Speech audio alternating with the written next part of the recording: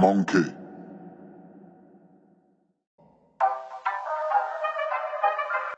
Salut à tous et à toutes les amis, j'espère que vous allez tous très bien. On se retrouve pour une nouvelle vidéo Mercato. Dans cette vidéo, on va parler de l'actualité de l'OM de ces derniers jours, pas mal enflammée comme d'habitude. Et on va sans plus tarder commencer par une officialisation au niveau du staff où Mauro Camoranesi quitte le club en tant qu'intermédiaire en fait pour être remplacé par Harry Vukas, qui est donc le nouvel adjoint de Igor Tudor. De plus, Mario Rontadale rejoint lui aussi le staff en tant que préparateur physique. De son côté, il vient de la Juventus et garnit donc encore un peu plus le staff de Tudor qui doit être à la hauteur, ça a son importance. Le fait que le coach soit bien accompagné peut jouer au fil de la saison. Après au niveau du recrutement, comme nous l'indique le Phocéen, Tudor devrait être patient si on en croit cette source, puisque Longoria et Ribalta prendraient leur temps sur le marché qui est pour l'instant inaccessible au niveau des prix. Ça devrait bouger dans les prochains jours après que le club ait pas mal traîné. Une grosse signature devrait même intervenir dans les prochains jours si on en croit cette source, à voir si ça se confirme. On se dirige tout droit vers la fin du dossier William Saliba où l'OM aura espéré, mais qui va devoir malheureusement se contenter d'un échec, malgré toute la bonne volonté affichée par Longoria et tous les efforts qu'il était prêt à faire. En effet, comme nous l'indique un journaliste proche du club londonien, le joueur va prolonger son contrat à Arsenal. Il a fait son retour à l'entraînement et ne devrait pas quitter les Gunners cet été, sauf offre exceptionnelle. Donc au minimum 50 millions d'euros. Après, la Provence montre un visage un peu plus optimiste et nous donne une bonne raison de croire que c'est une bonne nouvelle en fait cette prolongation, dans le sens où comme Saliba voyait son contrat se terminer en juin 2024